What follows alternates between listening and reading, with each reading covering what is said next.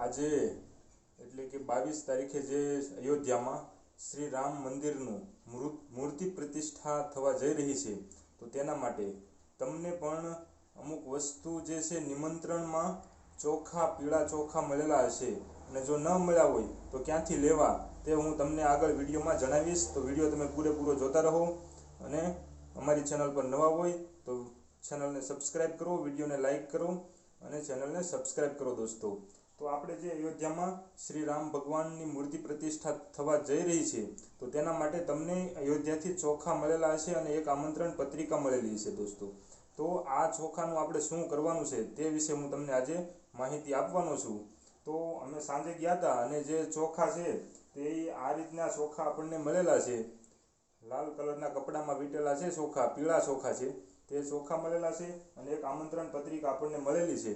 તો આપણે તેનું શું કરવાનું છે, તમારા ઘરમાં તે ચોખાને કઈ રીતના તેનો ઉપયોગ કરવાનો છે તે વિશેની માહિતી હું આજે તમને બતાવીશ.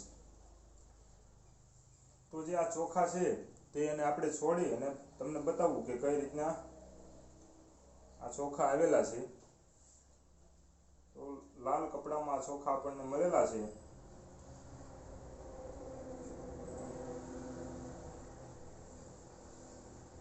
જો આ રીતના પીળા ચોખા છે તે આપણને મળેલા છે. તો આ ચોખાનો ઉપયોગ આપણે શું કરવાનો છે તે તમને જણાવીશ.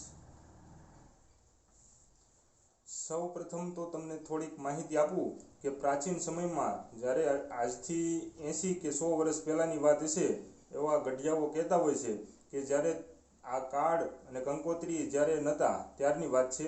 અત્યારે હાલના સમયમાં તમને કોઈ પણ આમંત્રણ આપે તો તમને કાર્ડ અથવા તો કંકોત્રી મળતી હોય છે, પણ એ પહેલાંના સમયમાં જ્યારે આમંત્રણ આપવામાં આવતું હતું ત્યારે આપણને એક સોપારી, એક પાન અને સાથે પીળા ચોખા આપવામાં આવતા હતા. એટલે આ ચોખાનો મતલબ એ થાય છે કે જ્યારે આમંત્રણ આપવામાં આવે ત્યારે પીળા ચોખા આપવામાં આવે છે.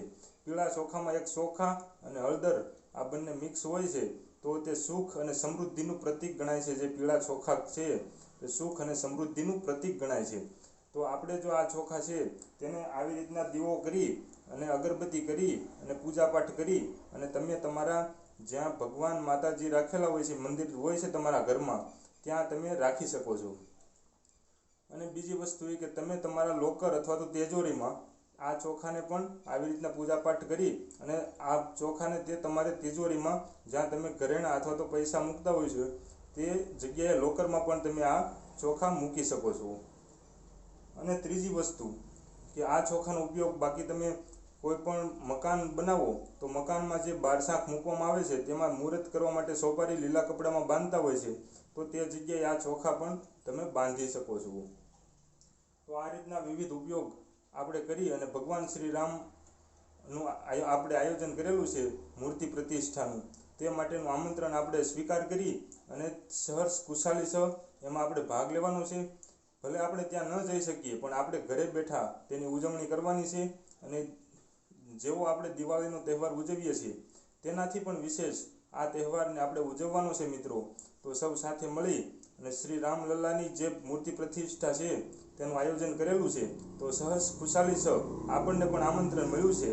અને તમને જો આ વસ્તુ ન મળી હોય, આમંત્રણ ન મળ્યું હોય, તો તમે આ ચોખા અને આમંત્રણ પત્રિકા ક્યાંથી મેળવી શકશો તે માટેની માહિતી થોડી તમને દઈ દઉં કે તમે તમારા ગામના રામજી મંદિરે જઈ અને ત્યાં મંદિરેથી તમને પૂજારી પાસેથી આ આમંત્રણ પત્રિકા અને ચોખા તમને મળી જશે. તો આ ચોખાનું આપણે વિધિવત જે ધૂપ અને દીવા સાથે આપણે પછી આપણે જે મંદિર હોય ઘરમાં માતાજીનું કે જ્યાં તમે દરરોજ દીવાબત્તી કરતા હોય તે જગ્યાએ આ ચોખાને મૂકી અને દરરોજ દીવાબત્તી કરવાની છે. તો આવી રીતના તમારી સુખ અને સમૃદ્ધિમાં વૃદ્ધિ કરશે. તો જે પીળા ચોખા છે તેનું મહત્વ એ છે કે સુખ અને સમૃદ્ધિનું પ્રતીક ગણાય છે, એટલે આપણે તેને આપણા મંદિરમાં મૂકી અને પૂજા કરીશું. હવે જો હું તમને એક આમંત્રણ પત્રિકા દેખાડી દઉં, આ રીતનું આવે છે, ફોટો આવે છે શ્રી રામ મંદિરનો અને ઉપર શ્રી રામ ભગવાનની મૂર્તિ આવેલી છે, જે ફોટો મૂકેલો છે. તો આવી રીતના તમને પણ આમંત્રણ પત્રિકા અને પીળા ચોખા છે તે તમને ગામના રામજી મંદિરેથી મળી જશે. હવે મિત્રો આ મૂર્તિ તમે જોઈ શકો છો તમારી સામે છે, તે જે અયોધ્યામાં રામજી મંદિર બની રહ્યું છે તેના ગર્ભગૃહમાં મૂકવાની છે. તો આ મૂર્તિમાં શ્રી રામનું સ્વરૂપ દેખાય છે અને જે એની ચારેકોર નાની નાની આકૃતિઓ દોરેલી છે. તેમાં ઓમ, શંખ, ગણેશ, હનુમાનજી અને સ્વસ્તિક જેવી આકૃતિઓ તેમાં દોરેલી છે. તો ઘર બેઠા આપ શ્રી રામ ભગવાનના દર્શન કરી લો. આ મૂર્તિ તમે અયોધ્યા જાઓ તો તમને ત્યાં મંદિરમાં જોવા મળશે.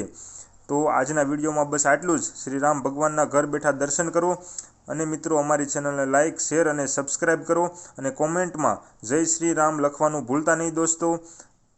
તો મળીએ એક નવા વિડીયોમાં. જય શ્રી રામ.